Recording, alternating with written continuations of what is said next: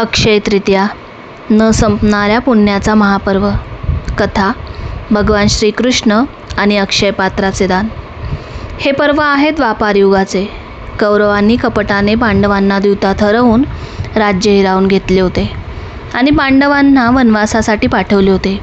वनवासात पांडव आणि माता द्रौपदी संकटाचा सामना करत होते, परंतु तरीही ते आपला धर्म कधीही सोडत नव्हते. एके दिवशी भगवान श्रीकृष्ण पांडवांना भेटण्यासाठी वनवासात आले. पांडवांचे घर नेहमी ऋषीमुनी आणि पाहुण्यांनी भरलेले असे आणि ते सर्वांची सेवा मोठ्या आनंदाने करत. पण भगवान श्रीकृष्ण त्यांच्याकडे जेवायला आले तेव्हा मात्र पांडव संकटात पडले. द्रौपदीने श्रीकृष्णांची आराधना केली आणि आपल्या हतबलतेचे कारण सांगितले.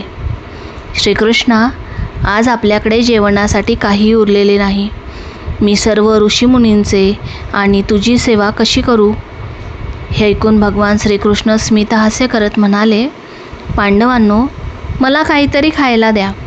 तेव्हा द्रौपदीने एका भांड्यात केवळ एक अन्नाचा कण उरलेला दाखवला.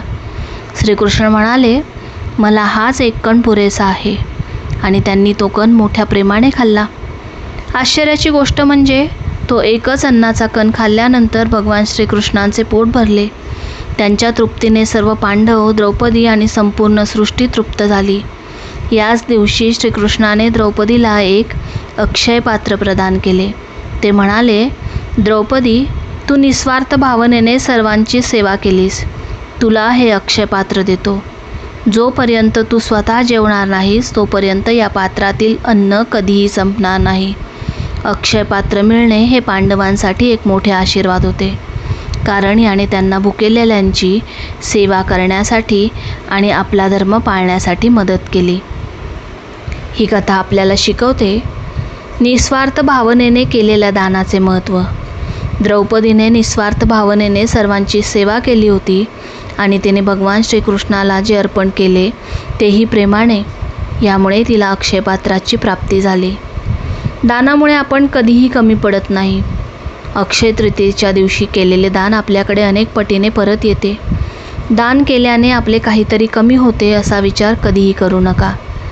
धर्माचे पालन करणे आवश्यक. पांडवांनी कोणत्याही परिस्थितीत आपला धर्म सोडला नाही आणि म्हणूनच त्यांना भगवान श्रीकृष्णांचे आशीर्वाद मिळाले. आपणही आपल्या जीवनात धर्माचे पालन केले पाहिजे. भक्ती आणि समर्पणाचे महत्त्व. द्रौपदीच्या भक्तीमुळे भगवान श्रीकृष्ण तिला अक्षय पात्राने सन्मानित केले. आपणही आपल्या भक्ती आणि समर्पणाने ईश्वराचे आशीर्वाद मिळवू शकतो. अक्षय तृतीयेचा हा शुभ मुहूर्त आपल्या सर्वांच्या जीवनात सुख समृद्धी आणि समाधान घेऊन येवो हीच प्रार्थना.